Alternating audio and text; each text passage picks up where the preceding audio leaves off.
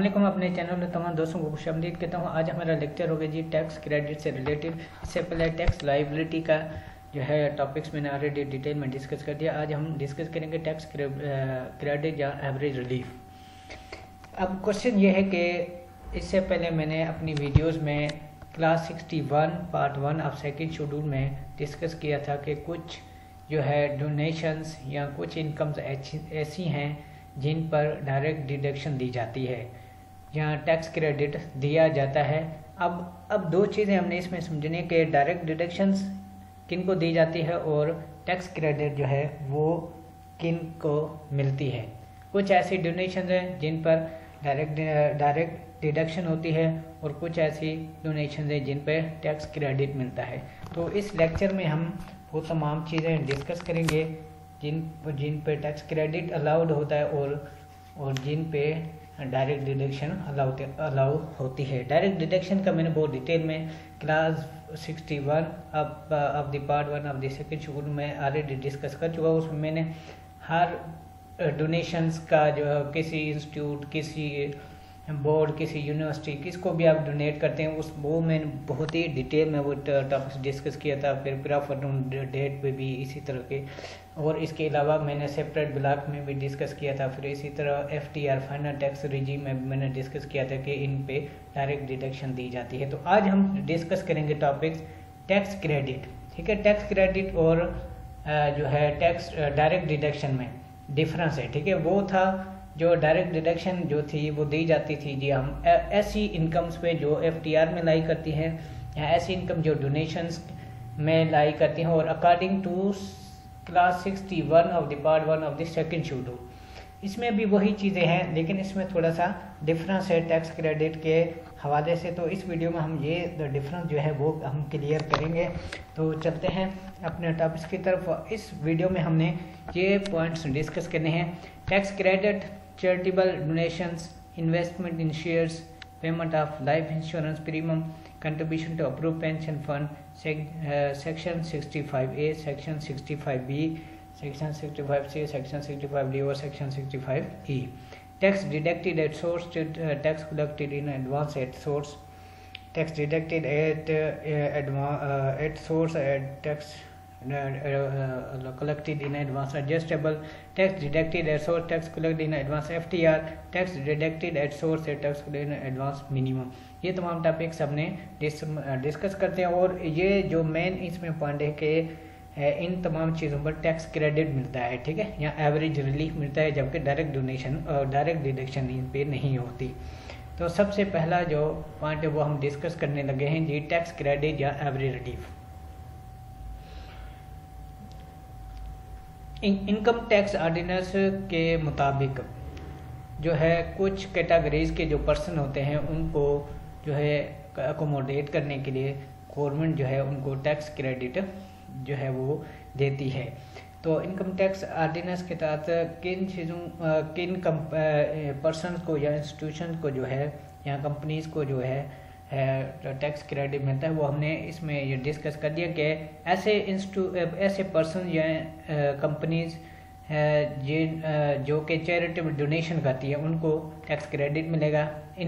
ऐसी कंपनी या पर्सन जो भी है वो इन्वेस्टमेंट करेंगे इन शेयर्स, उनको भी टैक्स क्रेडिट मिलेगा। Payment of life insurance premium, इस सूरत में भी टैक्स क्रेडिट मिलेगा। Contribution to approved pension fund, तो इस सूरत में भी टैक्स क्रेडिट जो है किसी पर्सन या कंपनी को मिलेगा। तो सबसे पहले अब हम पॉइंट डिस्कस करेंगे चैरिटेबल डोनेशंस कौन सी होती है। ठीक है, चैरिटेबल डोनेशंस ये सेक्शन 61 के अंदर हमने इसको हम डील करते हैं, यहाँ इसको डिस्कस करते हैं कि any person who makes donation under 61 of the ordinance is entitled to tax credit. ये थी इसकी इंटाइटलमेंट। अब ऐसे इंस्टीट्यूट जिनको डोनेशन करनी चाहिए और इसके बाद जो है उस डोनेशन पे जो टैक्स क्रेडिट मिलेगा, तो वो मैंने यहाँ पे डिस्कस किए हैं कि इसमें कि the tax credit shall be allowed only if the donation is made to any of the following institution. जैसे कि बोर्ड ऑफ एजुकेशन नंबर 1 है, board of education like donation to Faisalabad board of education, donation to Lahore board of education, donation to Rawalpindi board of education. अगर government के किसी भी board को board of education को अगर आप डोनेट करते हैं तो उस अमाउंट पे आपको टैक्स क्रेडिट मिलेगा। इसी तरह एनी यूनिवर्सिटी इन पाकिस्तान इस्टेब्लिश अंडर फेडरल और प्रोविंशियल लॉ, इसी तरह कोई यूनिवर्सिटी जो है पाकिस्तान में कायम की जाती है फेडरल गवर्नमेंट के थ्रू या प्रोविंशियल लॉ के जरिए, तो उनको भी डोनेशन जो है वो as a tax credit consider होगी। ठीक है। Donation to University of Punjab, donation to Allama Iqbal Open University, donation to Mohammad Ali Jinnah Islamabad, donation to Iqra University, donation Mohammad Ali Jinnah University, ये मोहम्मद अली जिन्ना यूनिवर्सिटी जो है ये इस्लामाबाद में, इसको माजू भी कहा जाता है, तो यहाँ पे यूनिवर्सिटी नहीं लिखा हुआ। Donation to Iqra university.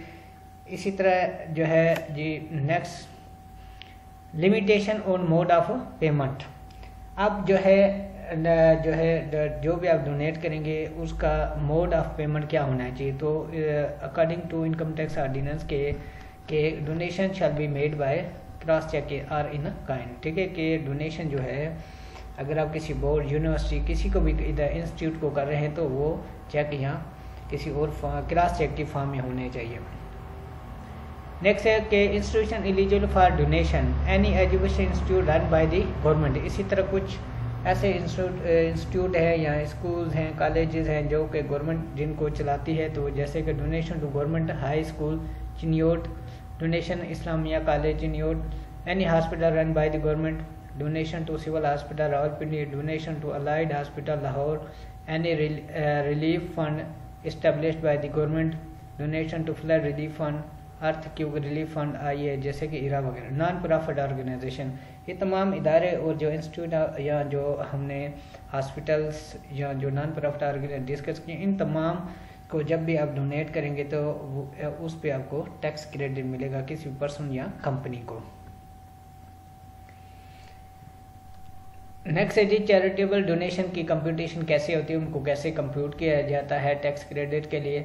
Amount of tax credit shall be computed with the help of the following formula. ठीक है, तो इसको इस फार्मूले के तहत कंप्यूट किया जाता है कि A cross B into C, where A is the amount of tax assessed to the person for the tax year before allowance of any tax credit under the part X of chapter 3।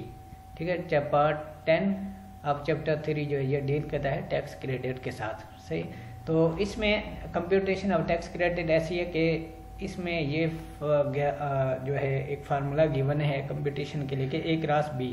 ए जो है किसी भी person या income के company की वो amount होगी जो कि टैक्स पीरियड में उसके लिए असेस्ड की गई है। इसके बाद बी जो होगी उस पर्सन की टैक्सेबल इनकम होगी उस ईयर के लिए। सी जो है वो जो है उसमें से ये चीज़ें हमने लेस करनी होती है, इन दोनों के प्रोपोर्शन से ये चीज़ हमने लेस करनी होती है। जिस तरह के लेस हमने करना है जी actual amount of donation are 30% of taxable income in case of individual and 20% of taxable in case of company। ये परसेंटेज आपने याद रखनी है कि अगर किसी पर्सन इंडिविजुअल ने या कंपनी ने अगर डोनेशन की है तो उसको टैक्स क्रेडिट कितना मिलता है। ठीक है, ये बहुत इंपॉर्टेंट पॉइंट है कि इंडिविजुअल की फॉर्म में 30% टैक्सेबल इनकम पे टैक्स क्रेडिट मिलेगा और कंपनी की फॉर्म में 20% ऑफ टैक्सेबल मिलेगा इन केस ऑफ कंपनी की फॉर्म में। ठीक है, नेक्स्ट है जी investment shares insurance. Investment in shares insurance की बुनियाद पे भी टैक्स क्रेडिट मिलता है। ये इनको हम डील करते हैं जी सेक्शन 62 में। इन्वेस्टमेंट इंटाइटलमेंट, इन्वेस्टमेंट के लिए कौन से इसकी इंटाइटलमेंट के क्या बेस है या ये किस तरह इंटाइटल होती है कि resident person other than a company is entitled to tax credit where the person makes investment under section 62, कि इसके लिए जो इंटाइटलमेंट है सिर्फ रेजिडेंट पर्सन है ये, लेकिन कंपनी इसमें नहीं हो सकती। ठीक है, तो इस पर रेजिडेंट पर्सन जो है इन्वेस्टमेंट करेगा और उस पे उसको टैक्स क्रेडिट मिलेगा। अब नेचर ऑफ इन्वेस्टमेंट क्या होनी चाहिए, only investment in shares entitle to tax credit, कि अगर शेयर्स में इन्वेस्टमेंट होती है तो इस सूरत में आप टैक्स क्रेडिट क्लेम कर सकते हैं। Limitations on investment in shares, shares में भी अब लिमिटेशन है कि इन्वेस्टमेंट उन पे किस फॉर्म में होनी चाहिए। नंबर 1 पॉइंट है कि investment must be in new shares, new share must be offered by any public company, public company must be listed to any registered stock exchange of public, the must stock exchange of Pakistan, यहाँ पे registered stock exchange of Pakistan. ठीक है, the must the shares must be original, the share must be originality of the shares. The person, यहाँ पे आना चाहिए the person B original, must be originality of the share, shares are hired for 24 month. ठीक है, कि उन shares पे limitation है कि आप 24 मंथ से जो है पहले शेयर्स को आप जो है वो उसको बेच नहीं सकते, उनको सोल्ड नहीं कर सकते। ठीक है, तो 24 मंथ अगर आप रखेंगे किसी भी शेयर्स को तो उस पर आपको टैक्स क्रेडिट मिलेगा। अगर उससे पहले आप बेच देते हैं या क्या भी करते हैं तो इसके बाद अगर आप बेच देते हैं तो उसके बाद जो है आपको इस पर टैक्स क्रेडिट नहीं मिलेगा। एक्सेप्शंस ऑफ ओरिजिनलिटी, कि अगर कोई ऐसी सूरत है कि ओरिजिनलिटी नहीं है तो फिर उस सूरत में क्या हो जाती है, donation of originality does not apply where shares offered for sale by the privatisation commission of Pakistan. अगर प्राइवेटाइजेशन कमीशन ऑफ पाकिस्तान जो है अगर ओरिजिनलिटी है शेयर्स का तो इस सूरत में जो है आपको टैक्स क्रेडिट नहीं मिलेगा। ये इसकी कंडीशन है। बाकी सब पे आपको मिलेगा जिस तरह के हमने ये तमाम चीज़ें डिस्कस की हैं। लाइफ इंश्योरेंस प्रीमियम इंटाइटलमेंट, अब यह भी सेक्शन 2 में 62 में ही डील होता है कि रेजिडेंट पर्सन होना चाहिए, उसको टैक्स क्रेडिट मिलेगा। जो भी पर्सन जो है इसकी लाइफ इंश्योरेंस की पेमेंट करेगा under section 62। Condition for insurance company registered, के कंपनी जो है उसके लिए ये कंडीशन है कि कंपनी रजिस्टर होनी चाहिए।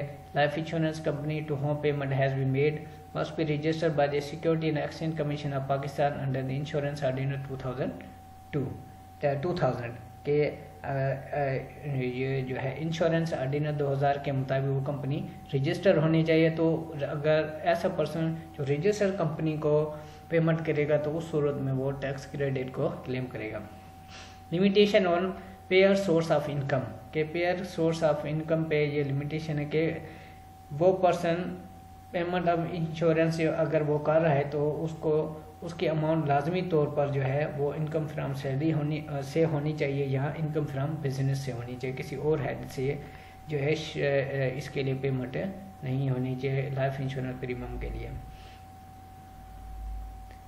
Computation of amount of tax credit, ठीक है, अब इस लाइफ इंश्योरेंस प्रीमियम की टैक्स कंप्यूटेशन कैसे होती है या उसके अमाउंट को कैसे कंप्यूट किया जाता है, तो वही सेम फार्मूला है इसमें, लेकिन इसमें सिर्फ यह है कि एक परसेंटेज का डिफरेंस हो सकता है। ठीक है, तो जिस तरह का हमने इससे पहले यही फार्मूला डिस्कस किया था, तो ए जो है amount of tax assistance to the person for the tax year before allowance of any tax credit and the part X of the chapter 3 B the person taxable income for the tax year and C is the lesser of the followings.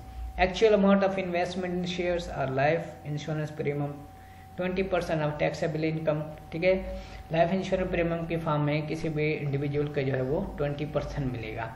इसी तरह उसको 1 million तक उसकी limit है कि 1 million तक इसको ये अपनी पेमेंट कर सकता है। इससे मैक्सिमम करेगा तो फिर उसको शायद टैक्स क्रेडिट ना भी मिले।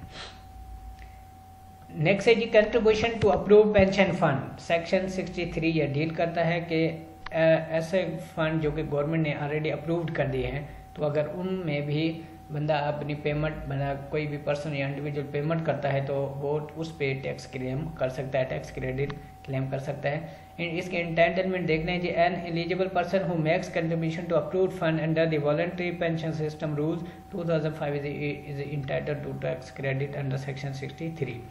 Limitation on contributory source of income, के कंट्रीब्यूटरी सोर्स ऑफ इनकम पे ये एक लिमिटेशन लगाई दी है कि जो भी पर्सन जो है इसमें अगर कंट्रीब्यूट कर रहा है तो वो लाजमी तौर पर उसकी इनकम जो चार्जेबल टू टैक्स है वो होनी चाहिए, इनकम हैड फ्रॉम सैलरी और इनकम हम फ्रॉम बिजनेस में से होनी चाहिए। Computation of amount of tax credit in case of approve pension fund, same वही फार्मूला है इसमें भी, लेकिन सिर्फ परसेंटेज का डिफरेंस होता है कि इसमें अगर ए जो है इसमें amount of tax assessed to the person for the tax year before allowance of any tax credit in the part X of the chapter 3 P is the person taxable income for the tax year and C is the lesser of the actual contribution are 20% of taxable income। अब इसमें 20% जो taxable income है उसके लिए भी exception दी गई है in approved pension fund की फॉर्म में। वो ये कि 2% किस कंट्रीब्यूशन पे जो है तो एडिशनल 2% मिलेगा और हर पहले for each year during the first 10 years, ठीक है, पहले 10 सालों में अगर किसी ने कंट्रीब्यूशन किए तो उसको एडिशन 2% मिलेगा, जो कि इस फंड को ज्वाइन करेगा 41 ईयर्स की एज में या इससे अबव की एज में। लेकिन इसमें टोटल कंट्रीब्यूशन जो है वो 50 टैक्सेबल इनकम के 50% से ज़्यादा नहीं होनी चाहिए, जो कि पिछले साल थी, ठीक है। इसमें ये फर्दर भी बताया गया है कि additional provided also that the additional contribution 20% पर annum for each year of age exceeding 40 years shall be allowed up to the 30 June 2019, subject to the condition that the total when allowed to such person shall not exceed 30% of the total taxable income for of the preceding year। इसी तरह जो 20% पर annum हर person को दिया जाएगा, एक समझो कि एक उनको रिलीफ दिया जाएगा जिनकी एज जो है वो 40 साल से ज़्यादा है, लेकिन ये जो रिलीफ होगा ये 30 जून तक होगा, वो भी इस कंडीशन की सूरत में कि जो भी कंट्रीब्यूशन टोटल अलाउ किए गए है पर्सन को, वो उस पर्सन की 30% टैक्सेबल इनकम से जो कि प्रीवियस साल थी, मतलब गुजरे हुए साल में थी, उससे ज़्यादा ये नहीं होनी चाहिए। नेक्स्ट है जी सेक्शन 65। सेक्शन 65 जी डील करता है कि tax credit to a person registered under the sales tax act 1990, कि अगर कोई पर्सन है सेल टैक्स 1990 के तहत अगर रजिस्टर्ड है तो फिर इसको टैक्स क्रेडिट जो है वो 2.5% of tax payable if 90% are above sales are made to sales tax registered person, ठीक है, कि 2.5% उसको टैक्स पेएबल पे उसको रिलैक्सेशन होगी, लेकिन सिर्फ इस सूरत में होगी कि अगर वो 90% या इससे अबव जो सेल्स की हैं वो किसी रजिस्टर्ड सेल पर्सन को की हों। अगर वो किसी रजिस्टर्ड सेल पर्सन को 90% या इससे अबव सेल्स नहीं करता तो फिर इसको 2.5% के हिसाब से टैक्स क्रेडिट जो है वो नहीं मिलेगा, या उसको टैक्स क्रेडिट मिलेगा ही नहीं, ठीक है। इसी तरह ये फर्दर भी देख लें कि अगर आपने टैक्स क्रेडिट क्लेम करना है इस फॉर्म इस सूरत में, सेल टैक्स की सूरत में, तो फिर तो पर्सन को जो है तमाम डिटेल प्रोवाइड करनी पड़ेगी कि जिन जिन सेल रजिस्टर्ड पर्सन को उन्होंने सेल्स अपनी भेजी है या सेल्स जो हैं वो दी हैं, ठीक है। इसके अलावा कोई भी टैक्स क्रेडिट किसी भी शख्स को अलाउ नहीं होगी जिसकी इनकम जो है वो फाइनल या मिनिमम टैक्स रेट में कवर होती है, ठीक है, कि किसी भी शख्स को सेक्शन 65 के तहत जो कि जिसके मुताबिक ये है कि कोई पर्सन अगर किसी सेल टैक्स में रजिस्टर है तो उसको भी टैक्स क्रेडिट मिलेगा, लेकिन अगर ऐसा पर्सन जिसकी इनकम लाई कर रही है फाइनल और मिनिमम टैक्स में, फाइनल टैक्स के ऐसी इनकम जिन पर टैक्स फाइनल होता है या ऐसी इनकम जहां में टैक्स क्रेडिट और टैक्स की ग्रास टैक्स की अमाउंट जो है वो बराबर हो जाती है, उसको टैक्स मिनिमम कहते हैं। तो अगर इस कंडीशन में लाई करते हो तो फिर उस सूरत में उस शख्स को टैक्स क्रेडिट नहीं मिलेगा। सेक्शन 65D के अगर किसी कंपनी ने या पर्सन ने अगर न्यू प्लांट और मशीनरी को परचेज करता है और इंस्टॉल करता है 1/7/2010 से लेकर 30/6/2019 तक, और उस पे क्या होगा कि उस पे उसको 5% amount so investee shall be allowed as a tax credit, तो उसको 5% के हिसाब से जो भी उसने अमाउंट इन्वेस्ट की है उसको टैक्स क्रेडिट दिया जाएगा। किस चीज़ पे दिया जाएगा? New plant and machinery is purchased and install in already running industrial unit with 100% capital and no loan except short term loan for working capital during 7 July 2011 to 30 June 2016 20% of the amount of investment shall be allowed as a tax credit। कि किसी भी company ने अगर कोई नई machinery या plant purchase किया है और उसको इंस्टॉल किया है 1/7/2010 के पीरियड से लेकर 30 जून 2019 के पीरियड में, तो उस पीरियड के लिए उसको 5% अमाउंट जो उसने इन्वेस्टमेंट की है उसको as a tax credit allow होगी। लेकिन कंडीशन ये है कि वो जो भी प्लांट ख़रीदा गया है वो 100% कैपिटल के साथ ख़रीदा गया हो और उस पर कोई लोन ना लिया गया हो सिवाय शॉर्ट टर्म लोन के। तो अगर ये इस तरह इस पीरियड में खरीदा गया 1/7/2011 से लेकर 30 जून 2016 तो फिर इसको जो है 5% टैक्स क्रेडिट मिलेगा। इसके अलावा 20% भी जो टैक्स क्रेडिट 20% दिया मनुष्य इन्वेस्टेशन क्रेडिट, ठीक है। इस न्यू प्लान या मशीनरी को परचेज करने जितना भी उसने पैसे इन्वेस्ट किया उसका 20% जो है वो उसको टैक्स क्रेडिट मिलेगा। सेक्शन 65C के if a company gets itself in listed at any stock exchange, के अगर कोई कंपनी है उसने आपको इनलिस्ट कर लिया किसी भी एक्सचेंज के साथ, तो इस सूरत में कंपनी को टैक्स पेएबल पे 20% टैक्स पेएबल पे as a tax credit allow होगा उस साल के लिए जिस साल में उस कंपनी ने रजिस्ट्रेशन हासिल किया है, यहाँ वो इन लिस्ट हुई है 3 following the and 3 years following the tax year of enlistment. और tax credit for last 2 years shall be 10%, ठीक है। लास्ट 2 years जो है उनके लिए उसका टैक्स पेयर भी 10% के हिसाब से उसको टैक्स क्रेडिट मिलेगा। नेक्स्ट है हमारे पास सेक्शन डी के अगर कोई कंपनी है इनकॉर्पोरेटेड और इंडस्ट्रियल कंपनी है, वो उसको इस्टेब्लिश किया गया है जुलाई 2011 से लेकर 30 जून 2001 में 75% कैपिटल के साथ और किसी भी लोन के अलावा सिवाय शॉर्ट टर्म लोन के अलावा, तो उसको भी टैक्स क्रेडिट मिलेगा, ठीक है। ऐसी कंपनी जो इनकॉर्पोरेट की गई है या इस्टेब्लिश की गई है पीरियड 1 जुलाई 2011 से लेकर 30 June 2021 with 75% capital and no loan except short term loan, तो उसको भी टैक्स क्रेडिट अलाउड होगा।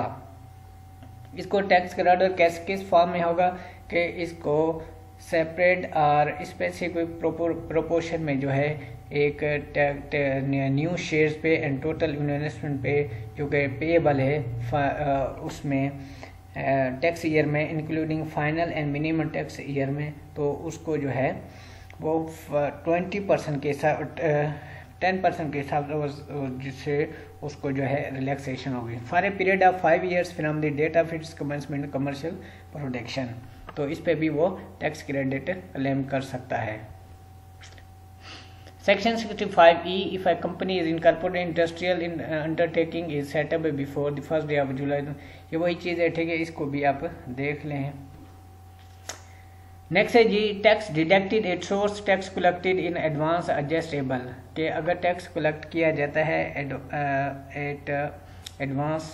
एट सोर्स पे या इन एडवांस में, तो वो भी एडजस्टेबल होता है जो एडजस्टेबल होता है उस पे भी टैक्स क्रेडिट मिलता है। उसकी एग्जांपल्स जो है वो मैंने ये नीचे लिखी हुई है कि tax deducted at source from salary, कि अगर सैलरी में से कोई टैक्स डिडक्ट होता है एट सोर्स पे, तो वो भी उस पे भी टैक्स क्रेडिट जो है वो आप क्लेम कर सकते हैं, आपको मिलेगा। Tax deduction on cash withdrawal from bank, advance collected on telephone bill, advance tax collected on domestic electricity bill, advance collected on diplomatic air tickets, advance tax collected, ठीक है। यहाँ पे टैक्स आने tax paid on purchase of motor vehicle, इन तमाम चीज़ों पे जो है आपको टैक्स क्रेडिट मिलेगा।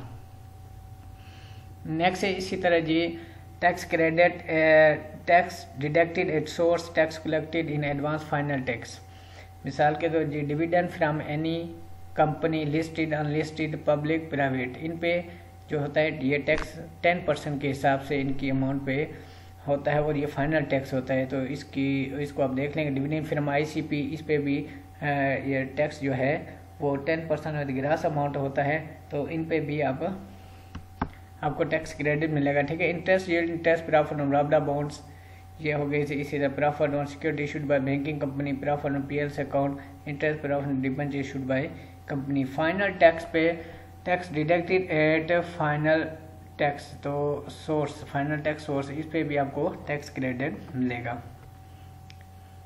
Tax deducted at source tax collection in advance minimum tax, तो इसमें देखें जी remuneration for paper settings, remuneration for examinership, remuneration for paper checking और remuneration for paper lectures, for lectures, paper lectures नहीं lectures, तो इस सूरत में भी टैक्स क्रेडिट मिलेगा।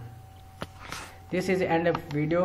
Thanks for watching. अल्लाह हाफिज़। किसी भी क्वेश्चन की सूरत में आप मुझे कमेंट्स कर सकते हैं और मज़ीद वीडियोस के लिए आप मेरे चैनल को विज़िट कर सकते हैं और फेसबुक पेज को भी देख सकते हैं, विज़िट कर सकते हैं। मेरे चैनल को ज़्यादा से लाइक करें, शेयर करें और सब्सक्राइब भी करें। अल्लाह हाफिज़।